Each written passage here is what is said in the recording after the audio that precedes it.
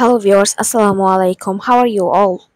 This is Nahia bint Hossein from Ambitious Wonderful Life. Today I have come uh, with my harvesting video after a long time. So let's start our video. ভিডিওটি সবাইকে ধৈর্য সহকারে দেখার অনুরোধ রইল। অনেকদিন পরে আমি আপনাদের সামনে হাজির হয়েছি। আজকে একটা চমক নিয়ে হাজির হলাম। কি আজ আমি ছাদ বাগান থেকে পেতে চলেছি সেটাই দেখার বিষয়। আমার মা ইতোমধ্যেই কথা বলতে বলতে ঢেঁড়স গাছ থেকে ঢেঁড়স কর্তন করেছেন।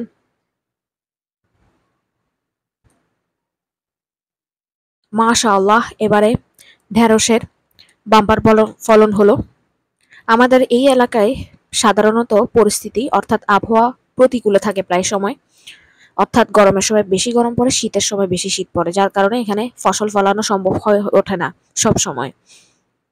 কিন্তু এখন আবহাওয়া একটু অনুকূলে থাকায় আল্লাহর অশেষ রহমতে এবার বাম্পার ফলন হচ্ছে। দেখা যাক এই আবহাওয়া কতদিন থাকে। আর ঢেঁড়সের ফুলটাও আমার কাছে অসম্ভব সুন্দর লাগে, মাশাআল্লাহ। আজকে পুরো ছাদটাই আপনাদেরকে ঘুরে দেখানোর চেষ্টা করব। ভিডিওটি ফার্স্ট টু লাস্ট দেখার অনুরোধ রইল যদি আমার হারভেস্টিং দেখতে চান। এই হারভেস্টিং এর আরো একটা উদ্দেশ্য, সেটি হচ্ছে আপনাদেরকে গাছ লাগাতে উদ্বুদ্ধ করা। দেখতে দেখতে খাটো বরবটি থেকে খাটো বরবটি কেটে নিলাম। এই যে আরো একটা খাটো বরবটি। আশা করি আমাদের হারভেস্টিং দেখে আপনারাও গাছ লাগাতে উদ্বুদ্ধ হবেন। গাছ লাগান, পরিবেশ বাঁচান। এই যে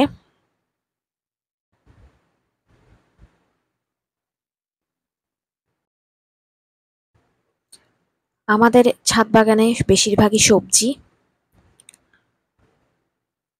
এই যে আলহামদুলিল্লাহ আরো কয়েকটা ধরেছে, আবহাওয়া অনুকূলে থাকলে আর কি। এই যে আরো লম্বা একটা ভেন্ডি, মাশাআল্লাহ, এখনো পর্যন্ত আমার চোখে দেখা সবচেয়ে লম্বা ভেন্ডি এটা।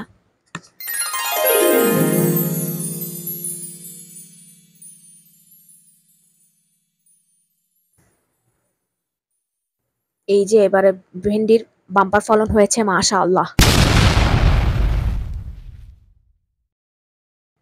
আমাদের পুরো ছাদেই নেট লাগানো ছিল, তবে এখন তেমন লাগে না বলে অর্ধেক ছাদে নেটগুলো খুলে ফেলা হয়েছে। এই যে দেখুন লম্বা বরবটি। আমাদের দোনো জাতেরই বরবটি রয়েছে, অর্থাৎ খাটো বরবটিও আছে, লম্বা বরবটিও আছে। তবে সম্প্রতি নতুন একটা বরবটি খুবই ভাইরাল হলো, সেটা হচ্ছে ফ্রেঞ্চ বিনস। এটা বরবটিও না, আবার এটা শিমের মতোও না, এটা একটা সবজির আর কি। ওইটাও লাগানোর ইচ্ছা আছে, দেখা যাক আল্লাহ তাআলা তৌফিক দান করলে আর কি।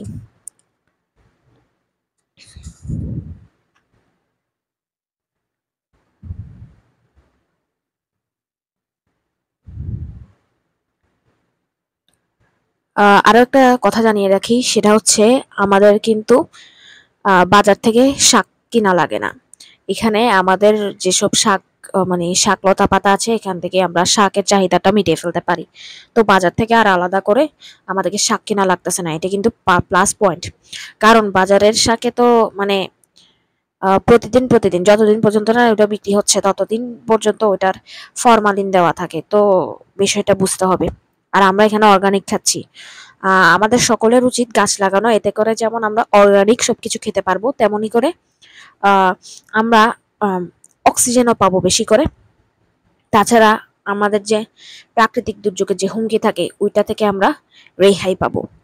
রেহাই পাবো বলতে ওইটার ক্ষয়ক্ষতি থেকে রেহাই পাবো। এই যে বেগুন,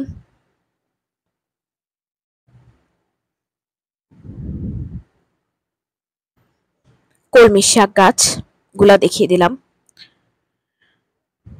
উঁচু পাটাতনের উপরে এগুলোকে উঠিয়ে দিয়েছি যাতে করে বর্ষাকালে পানি না জমে, যেহেতু আজকে আষাঢ় মাসের 1 তারিখ, আজকে থেকে বৃষ্টি শুরু হওয়ার কথা। এই যে দেখুন আনারস গাছ, গতবার মনে আছে কিনা জানি না, যারা আমার পুরোনো চ্যানেলের হারভেস্টিং ভিডিও দেখেছেন তারপরে জানবেন। এখানে একটা আনারস ছিল, সেটা এই কিছুদিন আগেই সেটি গাছ থেকে ছিঁড়ে ফেলা হয়েছে। ছিঁড়ে ফেলার সময় ভিডিও করার ইচ্ছা ছিল, বাট আমি তখন বাসায় ছিলাম না, যার কারণে ভিডিও করতে পারিনি। তারপরে যাই হোক, এই যে এটা হচ্ছে সজনে পাতা গাছ, এখান থেকে সজনে পাতা খাওয়া হয়। তবে সজনে ফুল অনেক ধরেছে কিন্তু ঝরে যায়, ফুলটাকে টিকাতে পারছি না। এই যে পেঁপে গাছ, উল্লেখ্য এই ছাদ বাগানে আমার আম্মুর লাগানো এবং আমার নানুর লাগানো, দোনোজনের লাগানো গাছই আছে। তবে যার লাগানোই হোক না কেন, আমরা দুই ফ্যামিলি কিন্তু ভাগাভাগি করে খাই, যেটা অন্যরকম একটা প্লাস পয়েন্ট, মানে অন্যরকম অর্গানিক খাওয়ার মধ্যে একটা অন্যরকম একটা আনন্দ।